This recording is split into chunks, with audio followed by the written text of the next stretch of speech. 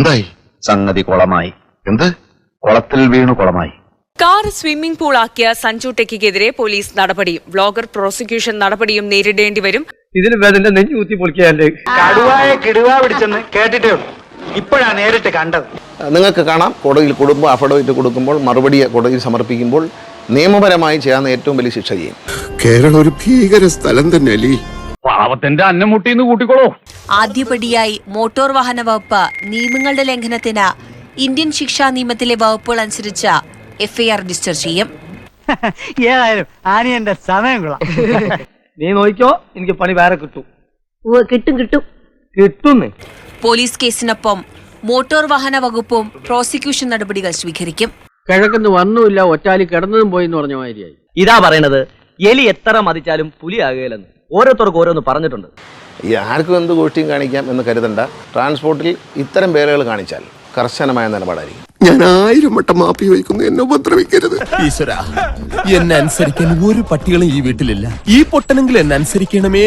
മാത്രമല്ല, ബഹുമാനപ്പെട്ട ഹൈക്കോടതിയുടെ കർശന നിർദ്ദേശമുണ്ട്, ഇത്തരം ആളുകളെ നിലയ്ക്ക് നിർത്തണമെന്നാണ്. ഡീസന്റ് മേനോ ഇൻഡീസന്റ് വിഷയം ഇന്ന് അവസാനിപ്പിച്ചില്ലെങ്കിൽ നാട്ടുകാരായ ഞങ്ങൾ എനിക്ക് തോന്നുന്നത്, ഞാനത് കണ്ടപ്പോൾ എനിക്ക് തോന്നിയൊരു വ്യക്തിപരമായ അഭിപ്രായം പണക്കൊഴുപ്പും അഹങ്കാരവുമാണ്.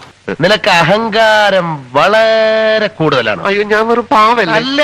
ഞാൻ പറഞ്ഞതിന് മുമ്പേ പറഞ്ഞ നിയമം അനുസരിക്കുകയും നിയമത്തെ മാനിക്കുകയും ചെയ്യുന്നവരാണ് മാന്യന്മാർ. അവരാണ് യഥാർത്ഥ നല്ല പൗരന്മാർ. ഒരു നല്ല പൗരനാണെന്ന് എനിക്ക് തോന്നിയില്ല. ഇവൻ ലേശം അഹങ്കാരിയാണ്. അത് നമ്മുടെ കയ്യിലിരിപ്പിന്റെയും കൂടിയാ. യൂട്യൂബ് ചാനലിൽ അപ്ലോഡ് ചെയ്തിട്ടുള്ള 180-ൽ പരം വീഡിയോകൾ സൈബർ സെല്ലിനെ കൊണ്ട് പരിശോധിപ്പിക്കണമെന്നും ആവശ്യമുണ്ട്. ഇതെന്ത് ന്യായം, ഇതെന്ത് നീതി, MED വിളിച്ച് ഉപദേശിച്ചു വിടുമ്പോഴും പുറത്തു വന്നിട്ട് എന്റെ റീച്ച് കൂടി 10,000 കൂടി.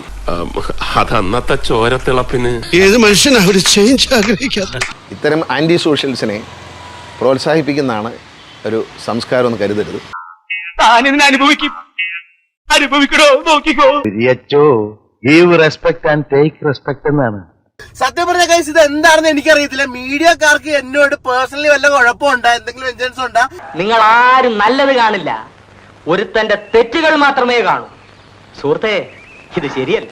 അതാ ഇനി മീഡിയക്കാരുടെ പുറകില് ആരെങ്കിലും മീഡിയക്കാരെ കൊണ്ട് എന്നെ ടാർഗറ്റ് ചെയ്യിക്കുന്നതാണോ എന്ന് എനിക്കറിയത്തില്ല. പക്ഷെ അവരെന്നെ ടാർഗറ്റ് ചെയ്ത് എന്റെ വാക്കുകൾ വളച്ചൊടിച്ച് എനിക്കെതിരെ എന്നെ യൂസ് ചെയ്തോണ്ടിരിക്കുകയാണ്.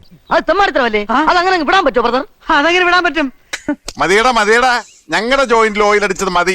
എന്റെ ഭാഗത്ത് തെറ്റാണ്. ഇത് പബ്ലിക്കലി നമ്മൾ ചെയ്യേണ്ട ഒരു ആവശ്യമില്ലായിരുന്നു. അതൊരു അബദ്ധമായി പോയി എന്ന് ചില നിലാവുള്ള രാത്രികളിൽ എനിക്കും തോന്നാറുണ്ട്. കാരണം ഒരു പ്രൈവറ്റ് പ്രോപ്പർട്ടിയിലാകുമ്പോ ഇങ്ങനത്തെ കണ്ടന്റ്സ് ഒക്കെ ചെയ്യാറുണ്ട്. പക്ഷെ നമ്മൾ ഒരു പ്രൈവറ്റ് സ്പേസിൽ ഇതൊക്കെ അണ്ടർ സൂപ്പർവിഷനിൽ ചെയ്യേണ്ട കാര്യമാണ്. എന്റെ മൂപ്പിലെ എനിക്ക് പറ്റിയൊരു അബദ്ധം ശത്രുക്കൾക്ക് പോലും പറ്റില്ലെന്ന് എനിക്കിപ്പോ.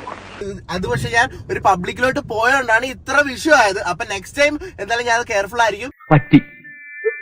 അബദ്ധം പറ്റി, ശരിക്കും എനിക്ക് അബദ്ധം പറ്റി.